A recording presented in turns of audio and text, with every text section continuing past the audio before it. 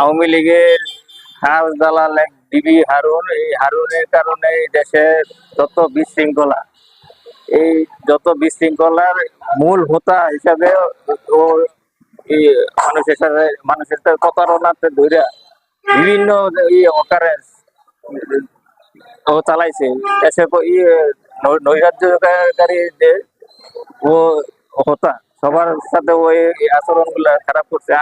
ও যেসব গাজীপুর ছিল, আমার শ্বশুর বাড়ি তো গাজীপুর, এই গাজীপুর ও এরকম নৃশংস হত্যাকাণ্ড, মানুষের সাথে বিভিন্ন রকম অসামাজিক কার্যকলাপ, যত অকারেন্স আছে ওগুলো গাজীপুরের মধ্যে ই করে, যত ক্যাডারদের নিয়ে বিভিন্ন এই যে পূর্বাঞ্চলের প্লট দখল, পূর্বাঞ্চলে আমার শ্বশুর বাড়ি এলাকায়, এই এলাকায় অকারেন্স করছে বিভিন্ন।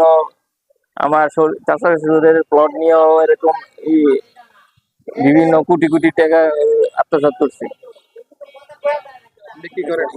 আমি তো মাছ বিক্রি করি বাস।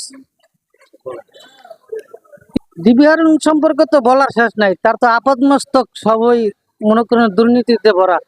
সে ডিবিতে বসে, সে অনেক অকারেন্স করছে, ডিবিতে মানুষ টাকার বিনিময়ে নিয়োগ দিয়া আনাগরের বহুত নির্যাতন আমরা শুনেছি, ঠিক আছে। এখন তার এত পরিমাণ দুর্নীতি, সেটা তদন্ত সাপেক্ষে প্রমাণ করে তাকে সেই দুর্নীতি যদি সাব্যস্ত হয়, আমরা তার ফাঁসি চাই। ডিবি হারুনকে এখন হাউন আঙ্কেল বলে সবাই চিনে, বা ভাতের হোটেলের মালিক ডিবি হারুন।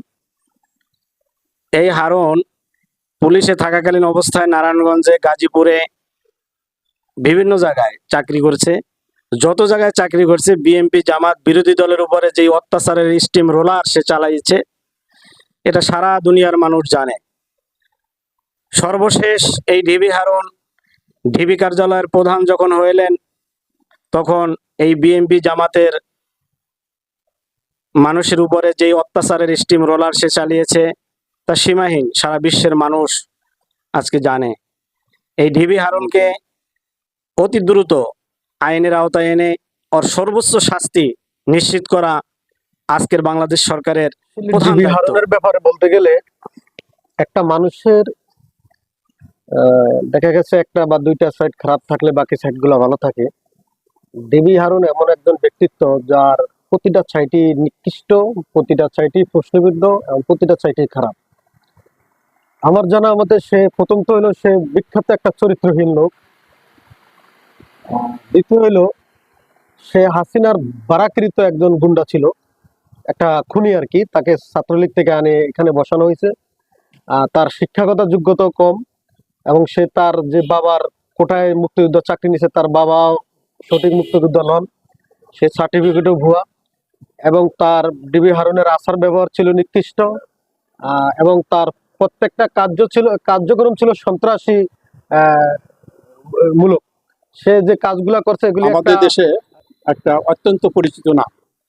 আমার মনে হয় আবার বৃদ্ধ বনিতা সকলেই এক নামে এই নামের লোকটাকে চিনি। ওনার দীর্ঘদিনের অপকর্ম বলবো আমি, অপকর্ম সম্পর্কে কিফাল মহল তো অবগত আছেনই, সাধারণ লোকও ইতিমধ্যেই অবগত হয়েছে। বিশেষ করে সর্বশেষ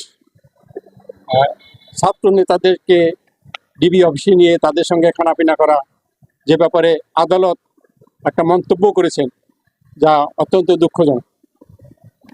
তো এই জন্য উনি বিশেষ করে ইসলামপন্থীদের উপর উনি চড়াও হয়েছে, যেটা, এবং উনি রাজনৈতিকভাবে তৎকালীন সরকার আওয়ামী লীগের পক্ষপাতিত্ব করেছেন, যদি সহজ কথায় বলতে হয়।